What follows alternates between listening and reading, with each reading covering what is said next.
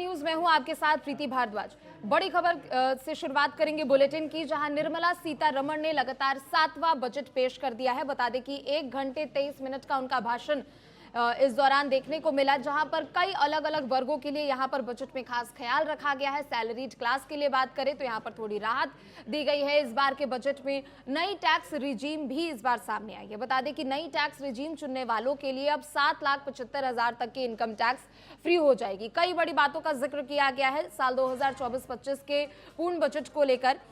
Tax की अगर यहां पर बात करें तो नई इनकम टैक्स रिजीम के तहत यहां पर छूट दी गई है, यानी अब सैलरीड पर्सन को लगभग 17,500 रुपए का फायदा हुआ है। वहीं वित्त मंत्री ने आंध्र प्रदेश को 15,000 करोड़ रुपए और बिहार को 41,000 करोड़ रुपए की मदद देने का ऐलान किया है। बता दें कि जब इस बार सरकार का गठन हुआ था और ऐसे में आंध्र प्रदेश और बिहार की भूमिका इस बार के सरकार गठन में महत्वपूर्ण देखने को मिली थी, और ऐसे में अंदेशा भी काफी पहले से ही लगाया जा रहा था कि इस बार का जो बजट होगा उसमें सबसे ज्यादा फोकस बिहार को लेकर होगा और मध्य प्रदेश को लेकर होगा।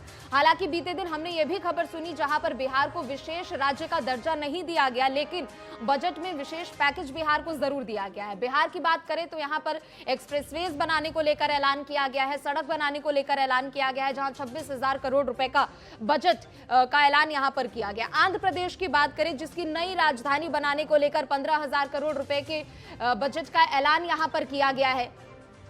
तो वहीं बिहार, झारखंड और पश्चिम बंगाल, ओडिशा और आंध्र प्रदेश के लिए इंफ्रास्ट्रक्चर डेवलपमेंट की स्पेशल स्कीम लाने का भी वादा किया गया है। और इस बार के बजट में कई खास ऐसे बड़े ऐलान किए गए हैं। बजट में तमाम बड़ी बातों का जिक्र किया गया है। चूंकि इस बार का जो बजट है, कहा जा रहा था कि इस बार का जो बजट होगा वो विकसित भारत और मजबूत भारत का एक यहाँ पर उदाहरण पेश करेगा। चूंकि पहले भी कई बजट पेश हुए, हमने देखा कि अंतरिम बजट जब साल 2024 का पेश किया गया था अंतरिम बजट, तो उस समय कुछ ऐसी खास कोई नई चीजें नहीं लाई गई थी, जिसके बाद कई सवाल भी खड़े हो रहे थे। लेकिन इस बार अब जब अंतरिम बजट साल 2024-25 का पेश किया जा चुका है तो इसमें तमाम अलग अलग प्रावधान भी यहाँ पर है। अलग अलग राज्यों के लिए विशेष पैकेज भी यहाँ पर है, महिलाओं के लिए हो चाहे युवाओं के लिए हो, एमएसएमई सेक्टर की हम बात कर ले, किसानों के लिए बात करें, तमाम अलग अलग यहाँ पर वर्गों को खास राहत दी गई है। लेकिन नई टैक्स रिजीम जिस पर हर साल आम आदमी की नजरें रहती है कि आखिर इस बार के टैक्स स्लैब में क्या कुछ बदलाव होने वाला है। लगभग 7,75,000 तक का जो टैक्स छूट है इस बार बड़ी राहत के तौर पर यहां पर दी गई है। और सालाना देखा जाए तो नौकरी पेशे वाले लोगों के लिए 17,500 रुपए का फायदा भी इस बार के बजट में ऐलान किया गया है।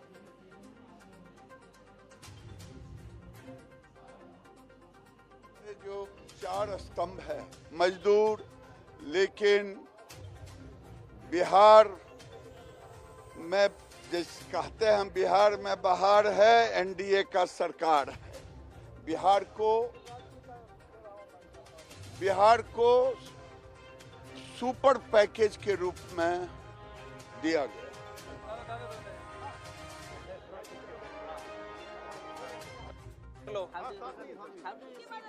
This is one of the best budgets that the country has ever seen. In terms of 4 sectors, 4 important wings, the central government has tried to strengthen. One is the poor sections, poor and weaker sections of the country.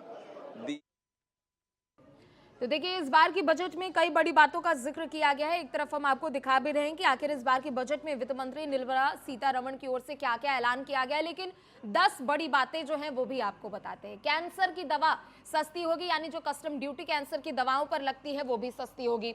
आपको बता दें कि सोना, चांदी, platinum, mobile phones, mobile charger, बिजली के तार, x ray machine, solar sets, leather और सी फूड्स, ये तमाम ऐसी चीजें हैं जो कि सस्ती होने वाली है। इस बार के साल 2024-25 के ये वित्त वर्ष के पूर्ण बजट में इस चीज का जिक्र किया गया है। मोबाइल और चार्जर पर भी कस्टम ड्यूटी घटकर 15% कर दी जाएगी। सोने चांदी को लेकर अगर खास तौर पर बात करें तो पिछले कुछ समय में सोने चांदी के कीमत जो है वो आसमान छू रहे थे, लेकिन इस बार के बजट में ऐलान किया गया है कि जो कस्टम ड्यूटी होगी सोने चांदी पर वो घटकर 6% होगी। अलग अलग जगहों से हमारे सहयोगी साथ जुड़ रहे हैं, लेकिन सबसे पहले दिल्ली से हमारे साथ अनिल वर्मा जुड़ चुके हैं। अनिल देखिए, इस बार का जो बजट पेश किया गया उसमें काफी ज्यादा राहत दी गई है, चाहे महिलाओं के लिए हो, युवाओं के लिए हो, आयुष्मान कार्ड योजना के अंतर्गत बुजुर्गों के लिए हो, एमएसएमई सेक्टर के लिए हो, किसानों को लेकर हो या फिर दवाओं को लेकर हो या फिर इलेक्ट्रॉनिक आइटम, सभी चीजों पर एक बड़ी राहत दी गई है। और साथ ही साथ नई टैक्स रिजीम के तहत भी एक बड़ा फायदा भी नौकरी पेशा लोगों के लिए यहाँ पर दिया गया है। किस तरीके से लोग इस बजट का स्वागत कर रहे हैं, लोगों की क्या क्या प्रतिक्रियाएं हैं? देखिए प्रीति, हर बार बजट पेश तो होता है, लेकिन इस बार का बजट कुछ अलग है। बिल्कुल। पिछली बार की अगर बजट की बात करें तो मोदी सरकार का बजट था, ये एनडीए का बजट है और इसमें 3 राज्यों को बड़ी राहत दी गई है। क्योंकि जो बजट के अंदर जो बड़ी राशि दी गई है वो 3 राज्यों को दी गई है और अटकलें इस तरीके लगाई जा रही है क्योंकि आने वाला जो चुनाव है उसको लेकर इस बजट को पेश किया गया है। आपको बता दें, किस तरीके से लंबे समय से लोग परेशान है, महंगाई की बात झेल रहे हैं, लेकिन महंगाई कहीं रुकने का नाम नहीं ले रही है। इस बार युवाओं को कहीं ना कहीं राहत मिली है क्योंकि इंटरेस्ट का जो मौका दिया जा रहा है, युवाओं को रोजगार का मौका दिया जा रहा है। कहीं ना कहीं इस वक्त जो आवास योजना, पीएम आवास योजना जो लागू किया गया था उसको भी बढ़ाया गया है और 300 यूनिट तक बिजली भी देने का प्रावधान जो दिया गया है। और अभी देखा है आपने कि कस्टम जो ड्यूटी है सोने पर उसको कम किया गया है, तो लोगों को कहीं ना कहीं राहत तो मिलती नजर आ रही है। लेकिन अब आपका एलपीजी गैस हो गया या फिर बहुत सारी ऐसी सब्जियां हैं, दाल हो गए, चावल हो गए, पर कहीं ना कहीं सोचने का विचार लोग सोच रहे हैं और विचार करना चाहिए इस पर भी कम करने का। लेकिन बहुत बड़ी राहत मिली है, युवाओं को रोजगार का अवसर मिला है। बहुत सारे ऐसे लोग हैं जिनको बजट के बारे में भी प्रॉपर तरीके से नॉलेज नहीं हो पाया, जानकारी नहीं हो पाई है, तो लोग ये सोच रहे हैं कि आखिर ये बजट अमीरों के लिए है या गरीबों के लिए। ये भी लोग हैं ना, जो आम लोग हैं, जो रोजमर्रा की जिंदगी जी रहे हैं, उनको इस बजट से बहुत ज्यादा लाभ मिलता हुआ नजर नहीं आ रहा है। बहुत सारे हमारे बीच में लोग हैं, एक बार इनसे भी जानना चाहेंगे कि क्या उनको इस बजट के बारे में जानकारी है। भाई साहब, अपना नाम बताएं एक बारी। संजय जी, क्या लग रहा है आपको, जिस तरीके से महंगाई चरम सीमा पर पहुंचती जा रही है और ये बजट आज निर्मला सीतारमण ने जो पेश किया है, क्या लग रहा है आपको, क्या आने वाले चुनाव के अंदर इसका बेनिफिट मिलेगा या फिर गरीबों को और ज्यादा लाभ मिलने वाला है? गरीब को मिलने वाला मेन जो सब्जियां हैं, दालें हैं, ये महंगाई बढ़ती जा रही है। गैस सिलेंडर है, गरीब आदमी को चीज। लेकिन युवाओं को रोजगार मिलने का अवसर तो प्रदान किया है सरकार ने। वो तो किया, युवाओं को किया, लेकिन मेन तो गरीबों को फोकस होना चाहिए। आपको क्या लगता है भाई?